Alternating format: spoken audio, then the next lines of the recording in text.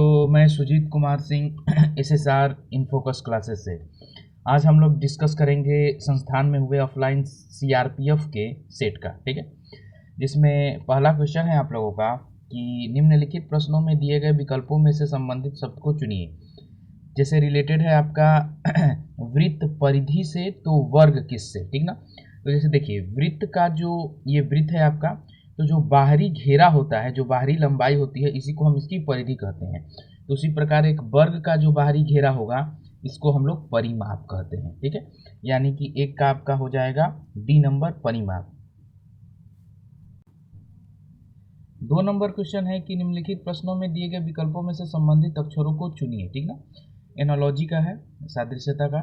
तो देखिए जेड का पोजीशन होता है 26 और डब्लू का 23 यानी माइनस में 3, एक्स का 24, यू का 21 यानी माइनस में 3, और भी का 22 और एस का 19 यानी माइनस में 3।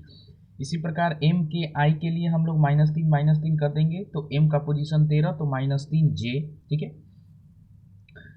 के लिए आएंगे तो के लिए हम लोग लिख सकते हैं, ध्यान दीजिएगा कि एच, और आई के लिए आएंगे तो आई 9 -3 यानी कि एफ, जे एच एफ। ठीक है, जे H F option number D में है। ठीक है, 3 नंबर क्वेश्चन देखिएगा कि 24 रिलेटेड है 60 से, तो 24 का 2.5 गुना कर दीजिएगा, 24 में 0.25 से गुणा कर दीजिएगा तो आपको 60 मिल जाएगा। तो 120 का 2.5 गुना कीजिएगा तो ऑप्शन नंबर सी 300 मिल जाएगा। ठीक है, 4 नंबर क्वेश्चन यही देखिएगा कि कप्तान टीम यानी टीम का जो हेड होगा कप्तान होगा, गैंग का जो हेड होगा वो बॉस होगा, कैबिनेट का जो हेड होगा वो प्रधानमंत्री होगा, लेकिन ट्रूप का हेड आर्टिस्ट नहीं होता है। आर्टिस्टों का जो एक समूह होता है उस समूह का नाम ट्रूप होता है, इसलिए ऑप्शन नंबर डी आपका यहाँ पर अलग है। 5 नंबर क्वेश्चन हम लोग का देखिएगा कि जो भिन्न है इसमें से चुनना है। तो एच देखिए, जब भी अल्फ़ाबेट से संबंधित प्रश्न हो आप उनका पोजीशन लिख दीजिएगा ना, तो वो सवाल 99% बन जाते हैं। तो एच का पोजीशन 8 है, जे का 10 है यानी कि +2, और एन का आपका 14 है। ठीक ना, यानी प्लस में 4, यानी पहले 2 अक्षरों में +2, अगले 2 अक्षरों में +4। जे का पोजीशन 10, एल का 12, पी का 16, पहले में 2 अगले में 4। तीसरा में आते हैं, पी का पोजीशन 16, आर का 18। ठीक ना, यानी +2 तो ठीक है। इसके बाद आर का 18, यू का 21, यानी कि यहाँ +4 होने पर भी होता, जबकि यू दिया है, इसलिए आपका सी नंबर ऑप्शन जो है वो अलग है इन सब से। ठीक है, 6 नंबर में आते हैं सहारा, थार, गोबी, पामीर। ठीक ना, इनमें अलग करना है। तो देखिए सहारा और गोबी और थार ये क्या है, एक मरुस्थल है। ठीक ना, और पामीर क्या है, पामीर आपका एक पठार है, इसलिए पामीर यहाँ पर अलग है। 7 नंबर क्वेश्चन हम लोग देखेंगे, निम्नलिखित प्रश्नों में दिए गए विकल्प में से विषम संख्या को चुनिए। ठीक ना, तो 42 28, तो 42 में से आप 14 को माइनस कीजिएगा तो 28, यानी दोनों के बीच का डिफरेंस 14। 28 और 14 के बीच का डिफरेंस 14, और 49 और 35 के बीच का डिफरेंस 14। सी नंबर में 30 और 24 के बीच का डिफरेंस 6 होगा, इसलिए ऑप्शन नंबर सी आपका यहाँ अलग होगा। 8 नंबर देखिएगा कि दी गई आकृति में कितने त्रिभुज हैं। देखिए मैं आपको यहाँ बता दूं कि एक पैटर्न फॉलो होता है कि अगर इस तरीके का चित्र जहाँ भी रहे, यहाँ नंबरिंग कर दीजिएगा 1 और 2, और इनको जोड़ दीजिएगा तो 1 2 3, यानी इसमें 3 त्रिभुज हो जाएंगे। ठीक है, तो ऐसा हम देखते हैं कि यहाँ कहाँ कहाँ बनता है, तो ध्यान से देखिएगा। देखिए ये वाला एक पैटर्न आपका बनेगा पूरा का पूरा, इसमें आपका 3। ठीक है, एक पैटर्न आपका ये वाला बनेगा, ठीक, इसमें प्लस में 3, और एक पैटर्न आपका ये लंबा वाला बनेगा। ठीक ना, इसमें 3, तो 3 3 6 3 9। लेकिन आप देखेंगे यहाँ पर कि ये वाला जो ग्रीन जहाँ मैं कर रहा हूँ, ये वाला ये त्रिभुज जो है इसमें भी काउंट हुआ है। ठीक है, और इसमें भी काउंट हुआ है, यानी यहाँ पर हम लोग कर देंगे -1 यानी 8। ठीक है, तो इस तरीके से 8 मिले, और आगे अभी और मिलेंगे तो हम आपको दिखाते हैं कि कहाँ कहाँ मिलेंगे। देखिए अब यहाँ पर मैं आ जाता हूँ, ये वाला हम लोगों ने कहीं काउंट नहीं किया है पूरा का पूरा, यानी 8 1 9। आगे बढ़ते हैं, ध्यान दीजिएगा,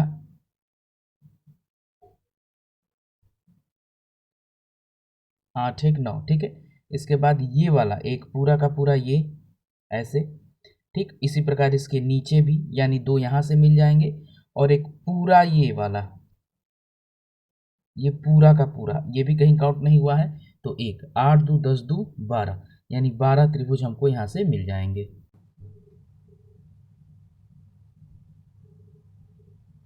9 नंबर आप देखिएगा कि दी गई उत्तर आकृति में से उस उत्तर आकृति को चुनिए जिसमें प्रश्न आकृति सन्निहित हो। तो आप डी नंबर में देखिएगा, डी नंबर में कि आपको हूबहू ये वाली आकृति जो है यहाँ पर आपको मिल जाएगी, ये वाले पार्ट में, ठीक है। तो 9 का आपका हो जाएगा डी नंबर, ठीक है। 10 नंबर क्वेश्चन में आप देखिएगा कि ऊपर के तीनों नंबर को एक साथ मिला के एक संख्या बनाया है, यानी 9 1 5 यानी 915, और नीचे वाली संख्याओं को मिलाकर ध्यान दीजिए एक संख्या बनाया है, यानी 364, ठीक है, 364। और जब आप इनका डिफरेंस लीजिएगा तो आपको मिलेगा 551, ठीक है। इसी प्रकार दूसरे नंबर में भी यही किया है, 543 माइनस में ध्यान दीजिए कि 789, और डिफरेंस है, ये नहीं कि आपका आंसर माइनस में आएगा। यहाँ पर अगर घटाना होगा तो 789 में से हम लोग 543 को घटा देंगे।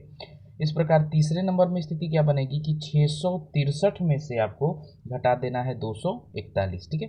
यहाँ से आपको मिल जाएगा 622। तो ऑप्शन नंबर आपका बी नंबर आंसर हो जाएगा। 11 नंबर आप क्वेश्चन देखिएगा। 11 नंबर में आपको बी नंबर को अगर ध्यान दीजिए कि खाली स्थान पर रख देते हैं यहाँ पर बी नंबर को, तो ये आकृति पूरी तरह से पूरा हो जाएगी, ठीक है। 12 नंबर क्वेश्चन देखिएगा, एक श्रृंखला का क्वेश्चन है, ठीक ना।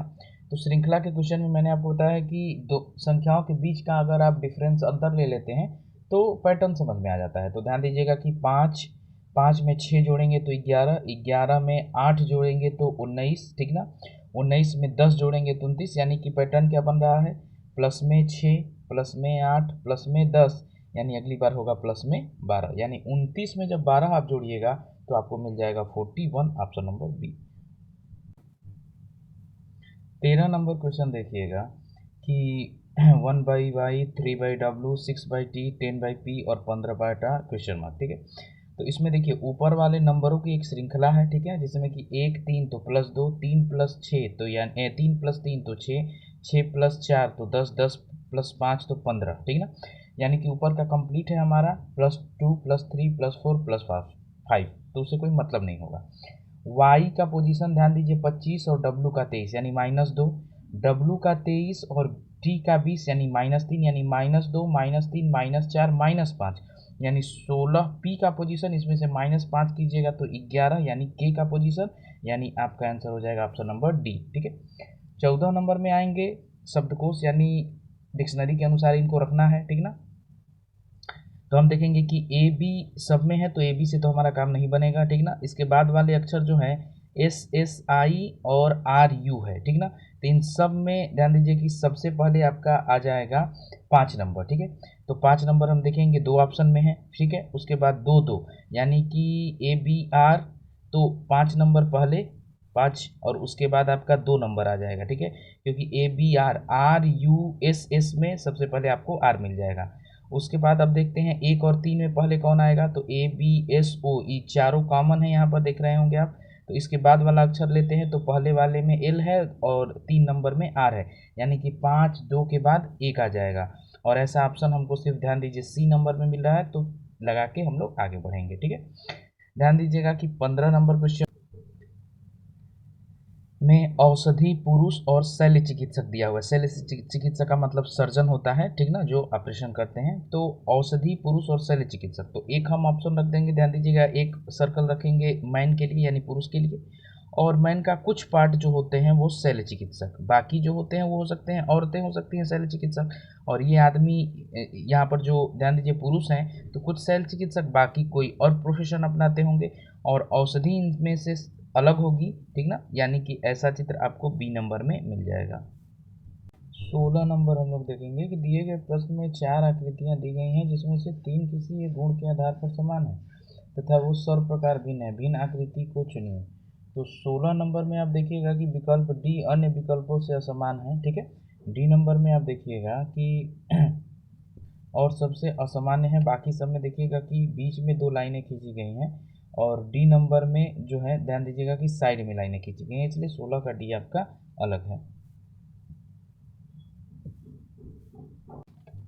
17 नंबर क्वेश्चन आप लोग देखिएगा, जिसमें दर्पण प्रतिबिंब की बात की गई है। तो दर्पण प्रतिबिंब ध्यान दीजिए, जब लंबवत होगी तो वहाँ पर बाईं चीज़ें दाईं और दाईं चीज़ें बाईं हो जाती हैं। तो इसमें ध्यान दीजिएगा कि आपको ये वाले चित्र जो है, 17 नंबर का चित्र जो है वो आपको बी और सी में मिलेगा, ठीक है। लेकिन इसकी लाइनिंग जब आप देखिएगा तो बी नंबर में ध्यान दीजिए कि सीधा ऐसे है, जो कि नहीं होगा। सी नंबर में हमारा ध्यान दीजिए कि इस तरीके से है, ठीक है। तो ये नंबर सी नंबर में हमको वो ऑप्शन मिल जाएगा, यानी 17 का हो जाएगा सी नंबर।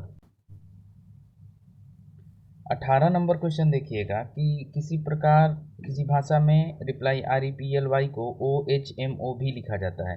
तो मैंने आपको बताया कि अल्फ़ाबेट से संबंधित प्रश्नों में इनके पोजीशंस हम लिखते हैं, जैसे कि R का 18, E का 5, ठीक है, और आगे बढ़ेंगे P का 16, L का 12 और Y का 25, ठीक है।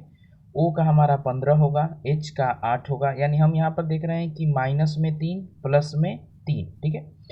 16 के बाद ध्यान दीजिएगा कि M मतलब 13, यानी माइनस में 3, यानी पैटर्न बन रहा है आपका +3 -3 +3 -3 +3, ठीक ना।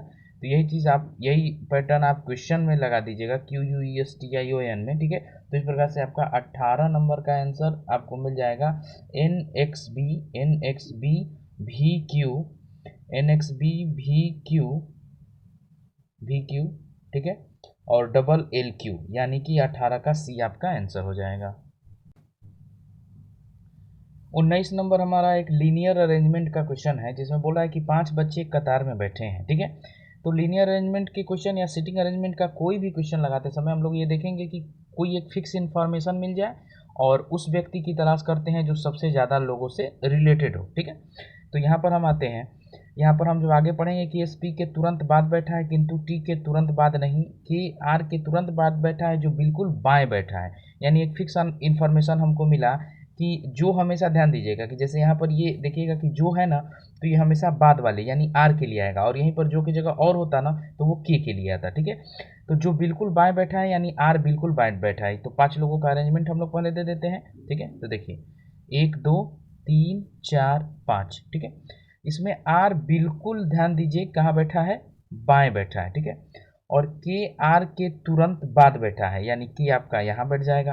अब R और K से संबंधित खोजिए कहीं कुछ इन्फॉर्मेशन हो, तो दिया है कि T K के तुरंत बाद नहीं बैठता है, यानी कि T जो है ध्यान दीजिए यहाँ नहीं बैठेगा, T यहाँ नहीं बैठेगा, ठीक है।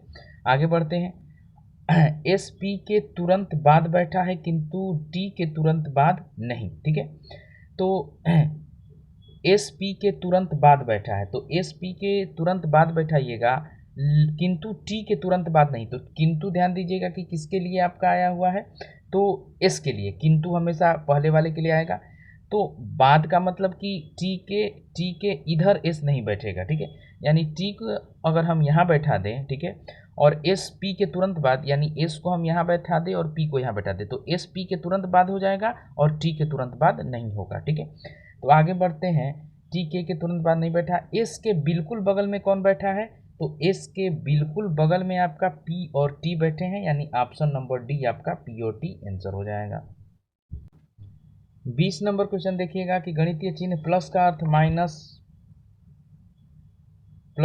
माइनस, उसके बाद एक दिया है भाग का अर्थ गुणा, गुणा का अर्थ प्लस और माइनस का अर्थ भाग हो, तो 25, ठीक ना, 25 भागा में 18 - 3 गुणा में 7 प्लस में 3, ठीक है। यहाँ पर कुछ चिन्ह थोड़ा सा धुंधला हो गया है, ठीक है। इसमें देखते हैं कहाँ क्या दिया है, जैसे इसको आप लोग चेंज करिएगा ना तो मिल जाएगा आपको 25, ठीक है, माइनस में, यानी कि ये वाला प्लस है तो प्लस को चेंज करेंगे तो माइनस में 18, ठीक है। गुणा को हम लोग भाग देख रहे थे तो गुणा को भाग के जगह पर लिखेंगे, यानी कि माइनस के जगह पर भाग को लिखेंगे, तो 18 भागा में 3, ठीक है।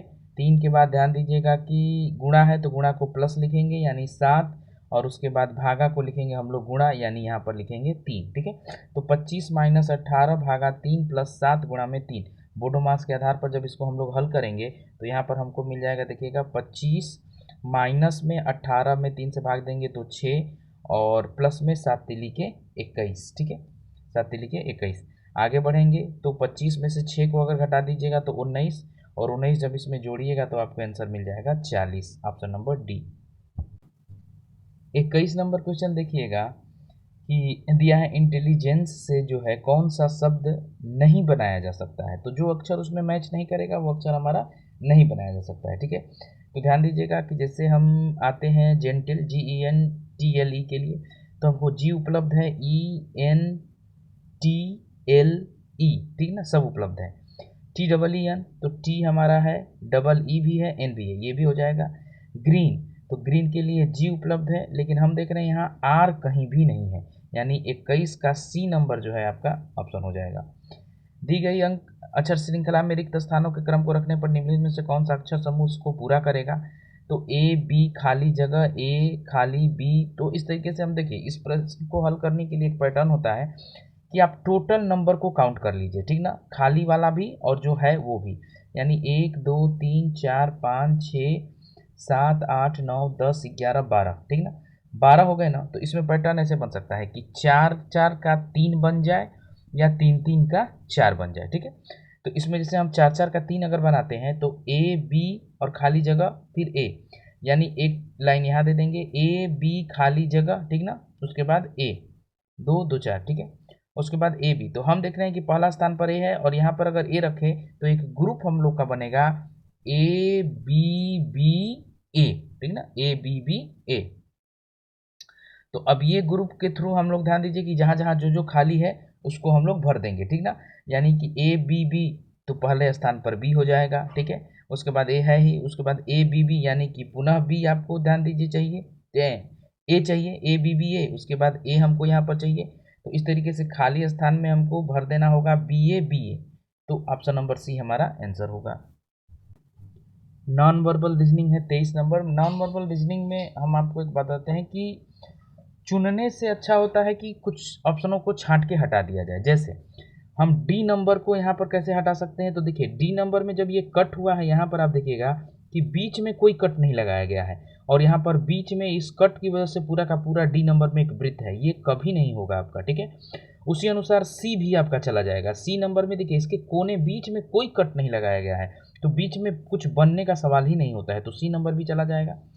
बी नंबर में हम आते हैं तो बी नंबर में हम देखेंगे कि देखिए ये पूरे सेक्टर में कोने पर यहाँ पर भी हुआ है और बीच में भी हुआ है, लेकिन यहाँ पर बीच में कहीं भी कुछ नहीं मिल रहा है, ठीक ना, इसका नंबर बी नंबर भी हमारा नहीं होगा, और जब 3 नहीं होंगे तो चौथा हमारा सही होगा। तो चुनने से अच्छा क्या होता है कि कॉन्फिडेंस बन जाता है कि जब 3 नहीं होंगे तो चौथा तो ऑटोमेटिक हो जाएगा। जबकि अगर आप किसी सही को ही चुन लेते हैं तो आपको डाउट रहेगा कि पता नहीं ये सही है कि नहीं है, किसी और ऑप्शन में चेक कर लें। तो नॉन वर्बल रीजनिंग में हम आपको बता दें कि चुनने से ज़्यादा बेहतर है कि आप छांट के कुछ लोगों को हटा दीजिए। 24 नंबर लॉजिकल रीजनिंग का क्वेश्चन है। कथन में देखिए लॉजिकल रीजनिंग में कथन में जो भी बातें कही गई हैं होती है ना, आपको उसी के अनुसार सोचना होता है, उससे बाहर आप कुछ नहीं सोच सकते। तो 24 नंबर में बोल रहा है कि इंटरनेट हमारे जीवन का अभिन्न अंग बन गया है। अभिन्न अंग का मतलब कि वो आपका जीवन का सबसे महत्वपूर्ण पार्ट बन गया है, जिसके बिना आपका काम नहीं चल सकता है, ऐसी स्थिति हो गई है। कोई भी चीज़ आपका अभिन्न हो जाना मतलब वो आपके साथ ही रहे तभी आपका काम बनेगा। और दूसरा कथन कह रहा है कि फिर भी इंटरनेट एक वरदान है या अभिशाप, इस बात पर निरंतर बहस जारी है, ठीक ना, मतलब अभी तक ये लोग नहीं सिद्ध कर पाए हैं या इस पर अभी भी बहस जारी है कि वो हमारे लिए फ़ायदेमंद है कि हमको नुकसान पहुंचा रहा है। तो इसी के इर्द गिर्द हम लोग निष्कर्ष को ढूंढेंगे। तो निष्कर्ष में पहला कह रहा है कि इंटरनेट के बिना जीवन की कल्पना करना मुश्किल है। एकदम सही बात है, क्योंकि ऑप्शन में यही बात तो कहा गया है कि वो हमारे जीवन का अभिन्न अंग है, मतलब जो चीज़ें हमारे जीवन की अभिन्न अंग है उसके बिना हम लोग जीवन की कल्पना कैसे कर सकते हैं। तो 1 नंबर आपका सही है। 2 नंबर में आइएगा, कह रहा है कि इंटरनेट पर लगातार बहस अनावश्यक है। बिल्कुल गलत बात। ध्यान दीजिए जिस चीज़ का डाउट बना रहे तो उस पर बहस करके ही, डिस्कशन करके ही उसको सॉल्व किया जा सकता है। और दूसरे नंबर में कह रहा है कि डिस्कशन करना अनावश्यक है, ये बात गलत है, यानी ऑप्शन नंबर 1 सही है, 24 का ए हो जाएगा।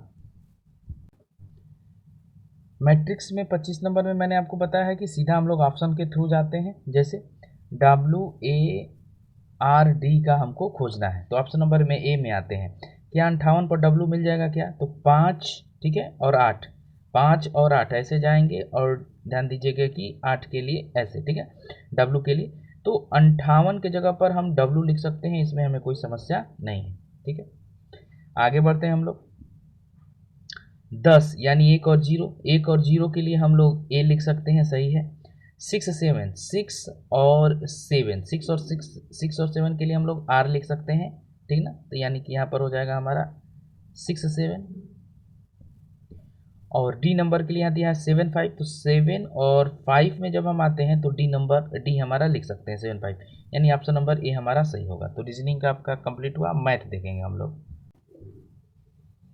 51 नंबर क्वेश्चन देखिएगा, जिसमें बोल रहा है कि 1 से लेके 100 तक की गिनती में अंक 2 दहाई के स्थान पर कितनी बार आएगा, ठीक ना। तो सीधा हम लोग ध्यान दीजिए, देखते हैं कि ऐसी स्थिति आपको बनेगी कहाँ से कहाँ तक। तो एक बनेगी आपको 20 21, ठीक है, 20 में बनेगी, 21 में बनेगी, ठीक है, 22 में बनेगी, यानी लगातार आपको 20 से लेके 29 तक ये स्थिति बनेगी, ठीक है। यानी 10 नंबरों में आप देख पाएंगे कि 2 दहाई के स्थान पर आएगा और कहीं नहीं मिलेगा, ठीक ना। तो 51 का आपका सी नंबर हो जाएगा 10। 52 नंबर बोल रहा है कि एक विद्यार्थी ने जितने प्रश्न हल किए हैं, ठीक है, उससे 3 गुने गलत किए हैं। तो अगर हम एक रेशियो बनाए सही और गलत का, तो सही ध्यान दीजिएगा कि अगर 1 है तो ध्यान दीजिएगा कि गलत आपका 3 यूनिट है, यानी सही और गलत का रेशियो है 1:3। तो टोटल प्रश्नों का कितने यूनिट होंगे, तो 4, यानी कि 76 जो है वो 4 के बराबर है। तो पूछ रहा है कि उसने कितने सही प्रश्न किए हैं, 1 यूनिट प्रश्न उसने सही किए हैं, ठीक ना। तो हम भाग देंगे, ध्यान दीजिएगा कि 4 से, तो हमको मिल जाएगा 19 चौके 76, 76, यानी 19 से कम 19, यानी ऑप्शन नंबर सी। 53 नंबर आप क्वेश्चन देखिएगा। 53 नंबर बोला है कि 9 परीक्षणों का औसत 35 देखा गया। तो आप 9 परीक्षणों का औसत 35 लिख दीजिए, ठीक है। उसके बाद में पता चला कि परीक्षण 81 को गलती से 18 पढ़ लिया गया है, तो परीक्षण का सही औसत। इसके लिए हम आपको एक फार्मूला देते हैं, या ऐसे उर्ली बोलते हैं कि ऐसे प्रश्नों में से किया जाता है कि सही लगाइए, गलत हटाइए, टोटल से भाग दे दीजिए। यानी कि गलती से 18 पढ़ लिया गया है, यानी गलत क्या है, तो 18, तो 18 को आप हटाइए। 18 की जगह सही क्या है, 81, यानी सही लगाइए, गलत हटाइए, और टोटल नंबर से आप दे दीजिए भाग। यानी 35 प्लस में 81 में से आप 18 को हटाइएगा तो मिलेगा 63 डिवाइडेड बाई 9, 9 7 63, 35 और 7 42, यानी सही औसत आपका हो जाएगा 42, यानी ऑप्शन नंबर बी। 54 नंबर कह रहा है कि यदि किसी वस्तु पर 15% की हानि हो तो उसके क्रय मूल्य और विक्रय मूल्य का अनुपात बताइए। तो ध्यान दीजिएगा कि सीपी किसी भी वस्तु का हमेशा 100 होता है, तो सीपी के जगह पर 100 लिख दे, ठीक है। और 15% की हानि यानी सीपी से कम में बिका है, यानी कि एसपी आपका हो जाएगा 15% हानि का मतलब 85, ठीक है। तो जब इसका रेशियो निकालिएगा तो 5 से भाग देंगे 20 बार, और 17 5 85, यानी 20 संबंधे 17, option number B. 55 number question है कि 5 क्रमागत सम संख्याओं का जो औसत है वो 40 है। इन संख्याओं में सबसे छोटी संख्या का मान बताइए। मैं आपको बता दूं कि जब एक श्रृंखला हो तो उसका औसत आप 3 तरीकों से निकाल सकते हैं। कैसे? तो पहला कंडीशन होता है कि सभी टोटल को जोड़िए और नंबर ऑफ टर्म से भाग दे दीजिए। दूसरा होता है कि फर्स्ट टर्म और प्लस में लास्ट टर्म डिवाइडेड बाई 2, ठीक है, एक तरीका ये है। और तीसरा सबसे आसान तरीका कि हम देखेंगे कि उसमें टर्म्स की संख्या कितनी है, पदों की संख्या कितनी है। अगर पदों की संख्या एक विषम नंबर है, जैसे 5 क्रमागत सम संख्याओं का, तो ये जो औसत है ना, ये बिल्कुल बीच वाली संख्या होगी। जैसे यही 5 क्रमागत सम संख्या है ना, तो 1 2 3 4 5, और इसका मतलब 40 जो है ना, वो बिल्कुल बीच का नंबर है। तो पूछ रहा है कि इन सब में सबसे छोटी संख्या कौन, 40 यहाँ, तो 38 यहाँ और 36 यहाँ। आंसर आपका हो जाएगा डी नंबर 36। 56 नंबर क्वेश्चन देखिएगा, जिसमें बोल रहा है कि जगमोहन तथा अरुण, यानी कि जगमोहन और अरुण, ठीक, जगमोहन और अरुण अलग अलग किसी खेत को 8 घंटा में और 12 घंटे में, इनका एलसीएम जो होता है वो टोटल वर्क हमारा, यानी कि 24 जो है हमारा एलसीएम। और इनकी क्षमताएं कितनी, तो जगमोहन की क्षमता 3, 8 3 24, और अरुण की क्षमता ध्यान दीजिए 2, ठीक है। अल्टरनेट काम करना है, यानी 1 घंटा जगमोहन पहले करेगा, तो फिर अरुण, फिर जगमोहन, फिर अरुण, ठीक है। तो ऐसे हम ये देखें कि 2 घंटे में टोटल कार्य क्या कितना होगा, तो 2 घंटे में 3 2 5 कार्य होंगे, ठीक है। तो इस तरीके से हम देखते हैं कि 24 कार्य कंप्लीट करने में हमको टोटल कितना घंटा लग जाएगा। तो हम देख रहे हैं कि 2 घंटा में 5 काम, यानी कि ऐसे ही अगर हम 24 तक हमको जाना है तो 5 से भाग देंगे पहले, ठीक है। यानी कंप्लीट सर्किल जो कंप्लीट होगा 5 चौके 20, और अभी 4 काम हमारे शेष बचेंगे, ठीक है। तो 2 घंटा में एक सर्कल बन रहा था 5 का, यानी कि 4 सर्कल बना, यानी कि 2 चौके 8, 8 घंटा ये हो गया। अभी 4 काम हमारे पास बचा हुआ है, तो इसको करने के लिए अब जगमोहन आएगा, और जगमोहन 1 घंटे में 3 काम करता है, तो ये 3 काम करेगा, तो 1 घंटा और हो जाएगा, तो 8 1 9, ठीक है। और 4 में से 3 गया 1, ठीक है, यानी एक काम अभी और बचा है। और इस एक काम को करने के लिए अब अरुण आएगा, ठीक है, और अरुण आएगा 2 काम करने के लिए, क्योंकि उसकी क्षमता है 2, लेकिन काम करना बचा हुआ है सिर्फ 1, यानी वो समय कितना लेगा, तो सिर्फ आधा घंटा, ठीक है। यानी 9 घंटा और 30 मिनट में ये पूरा कार्य कंप्लीट होगा। सुबह 9 बजे ये कार्यक्रम शुरू हुआ था, ठीक ना, तो अपराह्न यानी कि दोपहर में, ध्यान दीजिएगा कि 9 बजे सुबह के बाद 9 घंटा 30 मिनट, यानी कि 3 घंटा में 12 और 6 घंटा में शाम के 6, यानी शाम को 6 बजे, यानी कि 6:30 बजे अपराह्न को ये कार्य हमारा कंप्लीट हो जाएगा 56 का बी।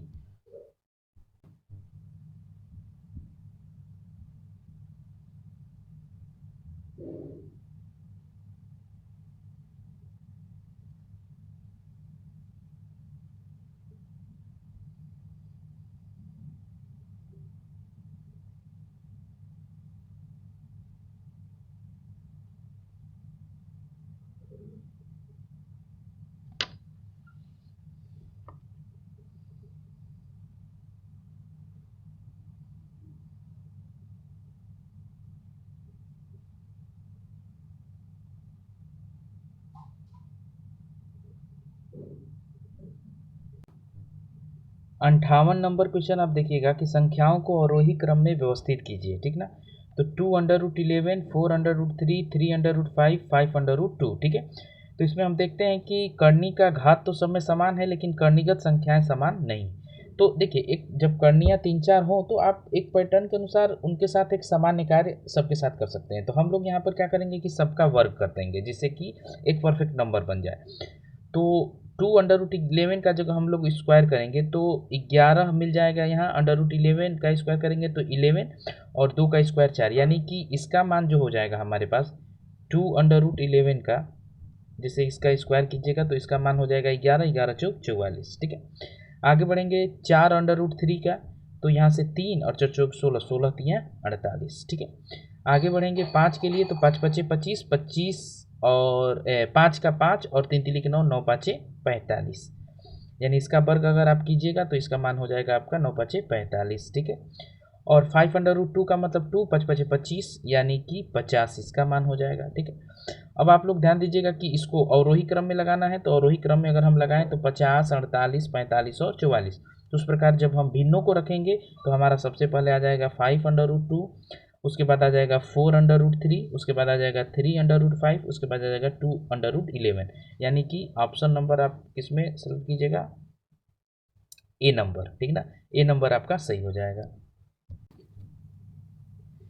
59 नंबर एक भिन्न का और क्वेश्चन देखिएगा। जब भी ध्यान दीजिए इस तरीके का प्रश्न हो तो देखिए, जैसे कि यहाँ पर दिया हुआ है 0 2 पॉइंट में 0 2 3 6 और 3 6 पर बार, तो इसके लिए हम लोग देखिए क्या करते हैं, पूरा नंबर पहले लिख लेते हैं, ठीक। जितने पर बार है और जितने पर बार नहीं है, तो जितने पर बार नहीं है इसको घटा देते हैं, यानी माइनस में 0 2, ठीक, डिवाइडेड बाई जितने पर बार है उतने 9, और जितने पर बार नहीं है उसके स्थान पर 0, ठीक है, यानी कि 234 और बटा में 99 100, ठीक है। 18 से हम इसको कटाएंगे तो 18 एकम 18, ठीक है, और 54, तो 18 तियाँ 54, 18 5 90, ठीक है, 9 बचेगा, 18 5 90, ठीक है। और उसके बाद ध्यान दीजिएगा कि 9 बचेगा, यानी 18 13, ठीक है, 18 5 90, एक बार और हम लोग लेके चले जाएंगे 0 से, ठीक है, यानी कि 0, तो 13 बटा में 550, यानी ऑप्शन नंबर डी हमारा आंसर होगा। 60 नंबर क्वेश्चन देखिएगा, इसको हल करने का सिर्फ एक ही पैटर्न होता है। आप ध्यान दीजिएगा कि इसको आप 10 के मल्टीपल के सेंस में बना लीजिए, तो 1 2 3 4 5, यानी कि आप इसको 6 अंकों के साथ और माइनस में 1 कर दीजिए। यानी कि जब आपको इसमें ध्यान दीजिए हम लोग गुणा करेंगे किससे, 87654 से, तो हम लोग लिखेंगे 87654 और उसके आगे हम लोग लिख देंगे 60, ठीक ना। यानी कि 1 2 3 4 5 6, ठीक है। जिससे एक कम करें तो 99,999 हमको मिल जाए, ठीक है। और इसमें से हम लोग माइनस कर देंगे जब इसको मल्टीप्लाई करेंगे तो 87654 को, ठीक है। तो यहाँ से आपका आंसर आपको मिल जाएगा 87, ठीक है, 8765, ऑप्शन नंबर बी 312346, ठीक है। 61 नंबर क्वेश्चन है हमारा कि 5 सेंटीमीटर लंबाई, 4 सेंटीमीटर चौड़ाई और 3 सेंटीमीटर ऊंचाई के षष्ठफलक का विकर्ण कितना होगा। षष्ठफलक का मतलब एक घनाभ की बात कर रहा है, ठीक ना। तो एक घनाभ का ध्यान दीजिए, विकर्ण का फार्मूला होता है अंडर रूट में l² प्लस b² प्लस में h², ठीक है। यानी अंडर रूट में हम लोग 5 5 25, 4 4 16 और साथ में 3 3 के 9, यानी अंडर रूट में ही हो जाएगा 50 जोड़िएगा तो, और मान निकल के आएगा 5/√2, यानी कि ए नंबर आपका आंसर, ठीक है। 62 नंबर क्वेश्चन देखिए, 42 नंबर क्वेश्चन आप देखिएगा। 62 नंबर, एक परीक्षार्थी किसी परीक्षा में 20% अंक प्राप्त हुए और वह 30 अंकों से फेल हो गया, किंतु यदि वह 32% अंक प्राप्त करता तो उसे न्यूनतम उत्तीर्णांक से 42 अंक अधिक प्राप्त होते। उत्तीर्णांकों की प्रतिशतता ज्ञात कीजिए। इसको हम लोग ध्यान दीजिए एक पैटर्न पर लगाते हैं, पास पास पैटर्न, ठीक ना, PASS, ठीक ना, यानी दोनों को पास पर पहुंचाते हैं। तो अगर वो 20% अंक पाया और फेल कितने से हो गया, तो 30 अंक से, तो इसको 30 अंक दे देते हैं। क्यों भाई फेल करना है इनको, ठीक ना। यानी 20% प्राप्त करके फेल हुआ है 30 से, तो 30 दे देंगे, ये भी पास। और कोई व्यक्ति अगर 32% अंक लाके और 42 अंक अधिक लाता है पासिंग से, तो उसका 42 कम कर देंगे, यानी वो भी पास पर। अब यहाँ से हल करेंगे हम लोग, तो देखिए 32 और 20 ट्रांसफर होगा तो यहाँ पर मिल जाएगा आपको 12%, और 30 और 42 इधर ट्रांसफर होगा तो ये मिल जाएगा आपको 72, यानी 100% की कीमत हम खोजें, ठीक है, तो 72 डिवाइडेड बाई 12 गुणा में 100, यानी 600 टोटल नंबर का पेपर हुआ था। पासिंग तो आप या तो यहाँ से या तो यहाँ से कहीं से भी अपना पासिंग निकाल सकते हैं।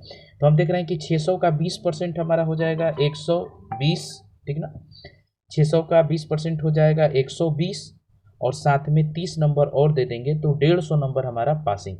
और इसी का परसेंटेज पूछ रहा है, तो 150 किसका, तो 600 का, और गुणा में 100, ठीक है। तो हटाएंगे इसको, यानी कि 25% हमारा पासिंग नंबर परसेंटेज था। 63 नंबर देखिएगा कि साधारण ब्याज पर उधार दी गई राशि 2 वर्ष में 720। तो देखिए पहले उसका प्रिंसिपल रहा होगा और 2 वर्ष बीता, तो 2 वर्ष का ब्याज जुटने के बाद वो प्रिंसिपल हो गया है, अमाउंट बना 720, और 5 वर्ष के बाद वो हो गया है कितना, 1020।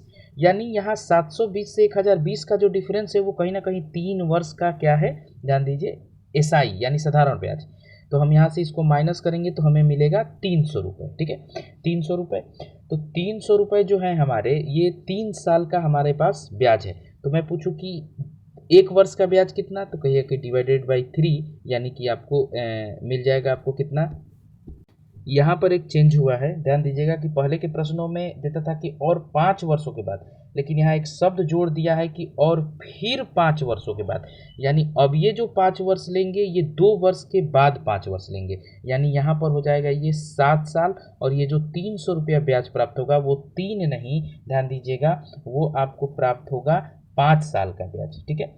यहाँ पर एक शब्द ध्यान से पढ़िएगा कि 2 वर्ष के बाद 720 और फिर 5 वर्ष के बाद, यानी इस 2 वर्ष के बाद 5 वर्ष की बात किया है, यानी ये जो 300 है वो 5 वर्षों का ब्याज है, यानी कि आपको 1 वर्ष का जो साधारण ब्याज प्राप्त होगा वो 60 रुपये प्राप्त हो जाएगा, ठीक है। आइए ध्यान दीजिए, हमसे मूलधन पूछा है तो एक पैटर्न बनाते हैं कि 2 वर्ष में 720 हुआ है, तो मूलधन प्रिंसिपल कितना, तो प्रिंसिपल बराबर 720 माइनस में 2 साल का ब्याज, यानी कि 120, यानी प्रिंसिपल हमारा हो जाएगा कितना, 600 रुपये, यानी ऑप्शन नंबर बी।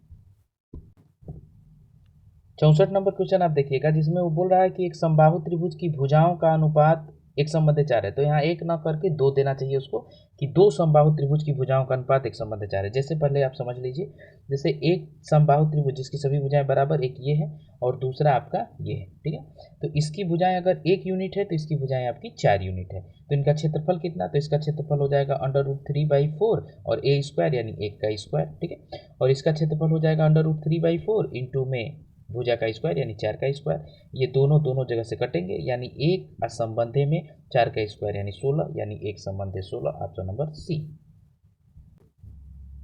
65 नंबर एक क्वेश्चन है कि एक टायर में 2 पंक्चर है। पहला पंक्चर अकेला टायर को 9 मिनट में फ्लैट कर देता है और दूसरा पंक्चर अकेला उसे 6 मिनट में फ्लैट कर देता है।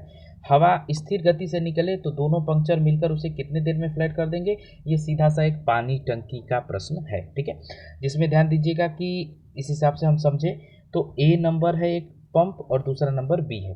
तो अगर ये इसको 9 मिनट में और दूसरा 6 मिनट में, तो इनका एलसीएम जो हमारा हो जाएगा 18, ठीक ना, ये टोटल वर्क हो जाएगा। ए की क्षमता हो जाएगी 2 और बी की क्षमता हो जाएगी 3, ठीक है। यानी कि ये टोटल 18 हवा निकालने के लिए दोनों मिलके काम करें तो 1 मिनट में 3 2 5 निकालते हैं, तो टोटल कितना समय, तो कहेगा कि 3 सही 3/5 मिनट, ठीक है, option number C. 66 number question आप लोग देखिएगा कि एक विद्यालय में परीक्षा में लड़कों का औसत 71 यानी बॉयज 71 है और गर्ल्स हैं 73 और ओवरऑल दोनों का मिला के कितना 71.8। यहाँ पर हम लोग ध्यान दीजिएगा कि एलिगेशन लगा देंगे, ठीक है, जिससे कि हमारा मान निकल जाए, ठीक है। तो आगे बढ़ते हैं। अब यहाँ पर हमने एलिगेशन का पार्ट लिख लिया है, तो यहाँ से आप डिफरेंस ले लीजिएगा। तो यहाँ से 71 में से 71.8 को हटाइएगा तो 0.8 मिल जाएगा और 73 में से 71.8 को हटाइएगा तो 1.2 हो जाएगा, यानी रेशियो 3:2 का बनेगा, यानी 3:2, ऑप्शन नंबर ए, 66 का ए। 67 नंबर क्वेश्चन बेहद आसान है, ठीक ना। टिंकू और पंकज क्रमशः 3 किमी प्रति घंटा और 2 किमी प्रति घंटा की गति से विपरीत दिशा में, मान लेते हैं ये पॉइंट है, यहाँ से यह ध्यान दीजिए 3 किलोमीटर प्रति घंटा और यहाँ से इधर ये 2 किलोमीटर प्रति घंटा। तो 2 घंटे के बाद 2 घंटे के बाद 2 दूनी के 4 ये चल देगा, 3 दूनी के 6 ये चल देगा, यानी टोटल इनके बीच की दूरी हो जाएगी 10 kilometre, option number A. 68 number का इक्वेशन देखिएगा, मैं बना रहा हूँ कि 4 खिलाड़ियों का औसत आयु 18.5 वर्ष है, तो इनका टोटल आयु कितना, तो 18 चौक 72 और 0.5 का गुणा में 4 यानी कि 2 और, यानी कि टोटल 4 खिलाड़ियों का आयु जो हो जाएगा 74 साल। इसमें हम लोग शामिल कर देते हैं किसका, तो ध्यान दीजिए इसमें हम शामिल कर देते हैं x यानी कि कोच की आयु, ठीक है। ये टोटल आयु हो गई जो किसके बराबर हो जाएगी, तो औसत आयु जो पहले वाला था 18.5, इसका 20% बढ़ा के, यानी कि 20% बराबर 1/5 और इंक्रीज करेगा तो 6/5, ठीक है। तो ये तो औसत आयु होगी और इसमें अगर हम गुणा में 5 कर दें, ठीक ना, गुणा में 5 करते हैं तो ध्यान दीजिएगा कि ये टोटल आयु जिसमें 4 खिलाड़ी भी और साथ में 4 खिलाड़ी भी और साथ में ध्यान दीजिएगा कि कोच की भी आयु शामिल हो जाएगी। देखते हैं 74 प्लस में x बराबर 5 से 5 को हटा दीजिए, 6 5 33 और 18 6 108 यानी 111, ठीक है, पॉइंट से हटा दीजिएगा इसको, यानी x की आयु हो जाएगी 111 माइनस में 74, 26 यहाँ से 100 के करीब और 11 यहाँ से, तो 6 1 7 2 1 3 यानी 37 साल का जो है कोच हो जाएंगे हमारे। 69 नंबर क्वेश्चन देखिएगा कि एक संख्या में 10% कम करने पर वह 30 हो जाती है, तो 10% किसी संख्या में कम कीजिएगा तो हो जाएगा 90%, यानी कि 30 जो है वो 90 के बराबर है, तो संख्या हमेशा 100%, यानी 100% की कीमत कितनी, हटा दीजिएगा यहाँ से 3 3 के 9, यानी 100/3 = 33:1/3 पर